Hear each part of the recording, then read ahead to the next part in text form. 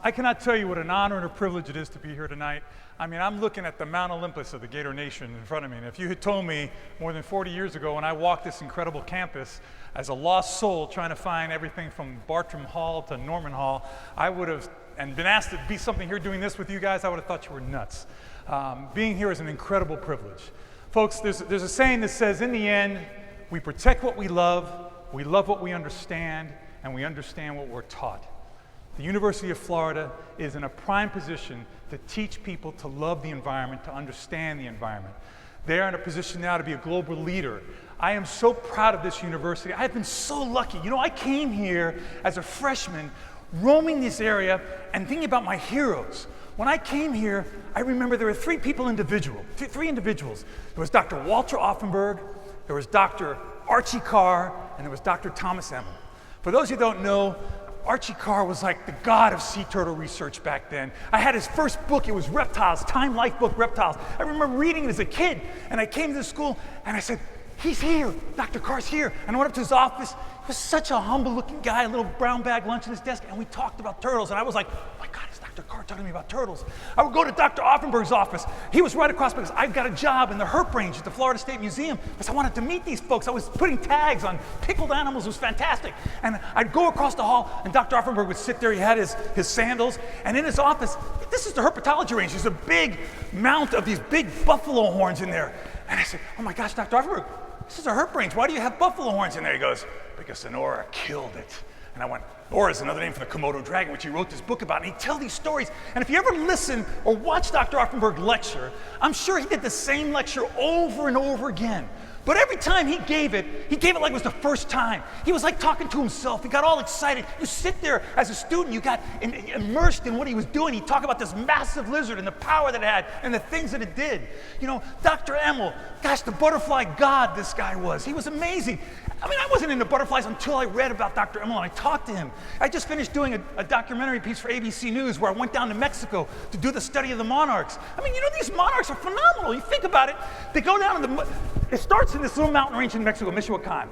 They live for 5 weeks, they fly north, they die, they lay their eggs. They fly another 5 weeks, that generation dies. Next generation, 5 weeks, that generation dies. But then this last generation, and nobody knows why, hatches out, and they live 8 to 9 months, and they fly all the way from southern Canada all the way down to the same mountain range that their great-great-grandparents were in. How did they get there? How do they know where they're going? This is a bug. It's flying thousands of miles, comes on down, and Dr. Emmel explained it. He said, listen, they use the sun and they maneuver their way down in there, but how do they get to that mountain range? Dr. Emmel was one of the folks that found out that they have magnetite in the scales of their wings. And where they go that mountain range is the transvolcanic belt of the mountains full of iron ore. It's like a flipping magnet. It brings them in there. This is really cool stuff. I mean, this is what we have to do as a university. We've got to tell stories. We've got to engage people how incredible this is. It's not just a butterfly. It's a pollinator. It's an indicator species. When we talk about the environment, folks, everybody's heard about the canary in the coal mine, okay? The canary in the coal mine was an animal we brought down there to see if it was safe for us. Folks, this environment is our canary. We are now, the United Nations just released a report saying that we are on a path to lose 1 million species of animals in the next 50 years. 1 million species. This is mind-blowing.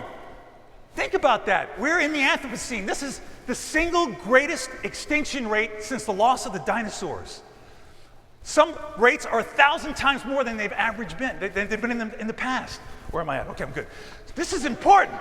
This is really, really important to understand because this affects all of us. Even if you don't care about animals, even if you don't care about wildlife, this is all a delicate chain. Every species is connected to something else. I got my passion for what I did. Listen, that seed was planted in me as a small kid growing up in an apartment in New York City, son of Cuban immigrants. The only thing I had was to go to the Museum of Natural History in the Bronx Zoo. But that seed was fertilized here at the University of Florida. It became this tree of passion that I have for wildlife, to connect kids, to engage kids, to get them to care about that. Every kid you see walking on this campus is our future. There is no greater investment than we can make in these kids. It's what you did for me.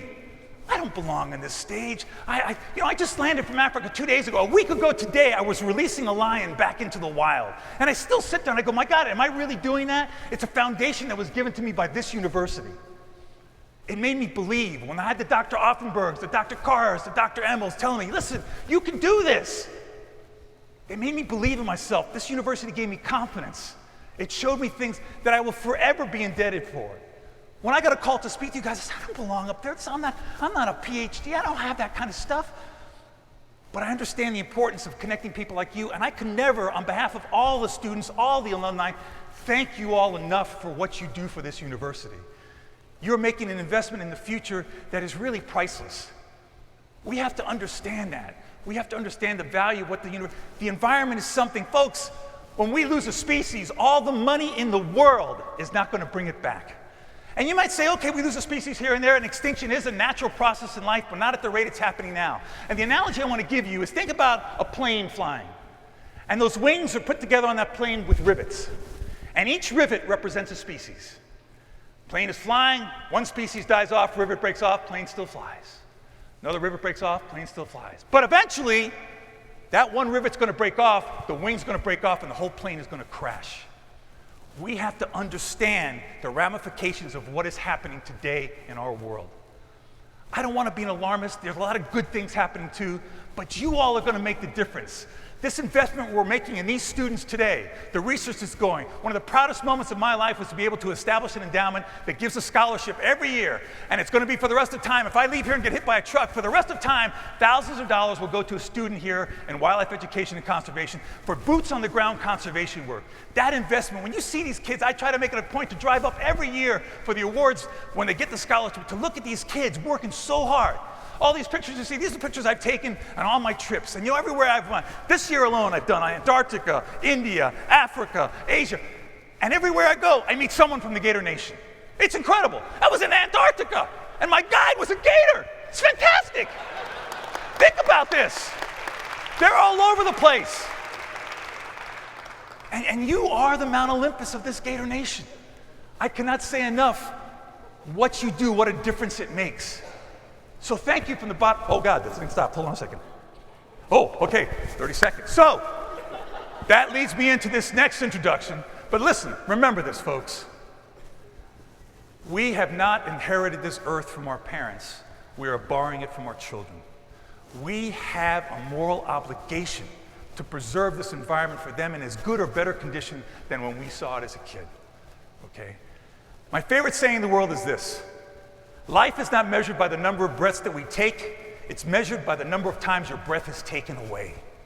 And I've had so many breathtaking moments in my life.